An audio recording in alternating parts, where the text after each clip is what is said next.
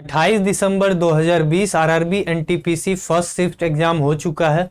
उसका एनालिसिस किया गया है वाईटी प्रेप टीम के द्वारा, जिसमें मैथ से रिलेटेड जो भी सवाल पूछा गया है, किस किस टॉपिक से पूछा गया है, मैं आपको अभी बताऊंगा। और आपको जो आप थर्ड शिफ्ट वाले हो या फिर कल जिनका कल एग्जाम है 29 तारीख को, जिनका जनवरी में एग्जाम है, फरवरी में एग्जाम है, वो सब अभी से एनालिसिस करके पढ़ सकते हैं। ठीक है, तो आइए वन बाय वन देखते हैं कि कौन कौन सा चैप्टर से कितना सवाल पूछा गया है और आपके लिए कौन सा चैप्टर बहुत ज्यादा इंपॉर्टेंट है। तो सबसे पहला आपका है SI CI से 2 सवाल है। आपका SI और CI से 2 सवाल पूछा गया है, जिसका लेवल जो है आपका मॉडरेट है, यानी कि आसान नहीं होगा और ज्यादा टफ भी नहीं होगा, मॉडरेट लेवल होगा, ट्रिकी क्वेश्चन होगा। ठीक है, उसके बाद मेंसुरेशन से आया है आपका 2 सवाल।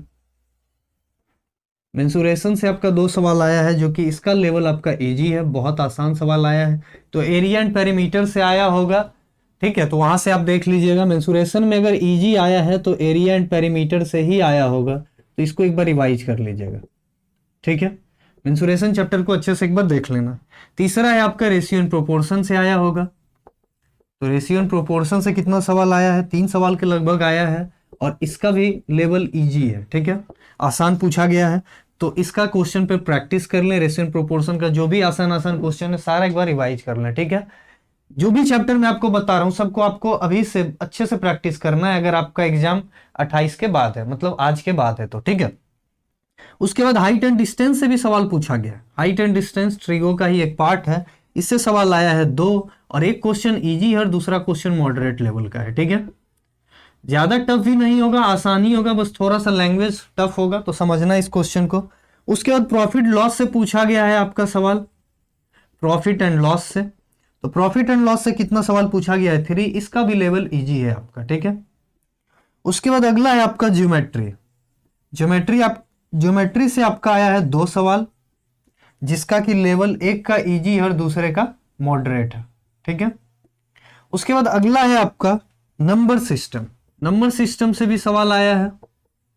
नंबर सिस्टम से आपका कितना सवाल? 4 सवाल आ गया है, जिसमें कि इजी और मॉडरेट दोनों टाइप का क्वेश्चन देखने के लिए मिला है। तो नंबर सिस्टम एक बार अच्छे से देख लें। फिर सिंप्लीफिकेशन से आपका सवाल आया है। सिंप्लीफिकेशन से 3 क्वेश्चन आया है। ठीक है, और लेवल बहुत इजी है। फिर टाइम एंड वर्क से आया है।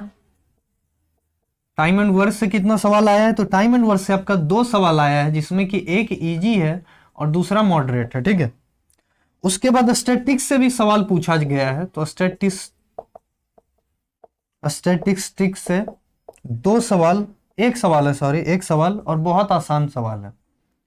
मीन मीडियन मोड पर क्वेश्चन पूछा गया होगा, तो एक बार इसको मीन मीडियन और मोड 9 लेवल के एनसीईआरटी में आपको बहुत आसानी से मिल जाता है, वहीं से सवाल पूछा गया होगा, तो एक बार जाकर देख लें। ठीक है, उसके बाद टाइम स्पीड एंड डिस्टेंस से सवाल पूछा गया है।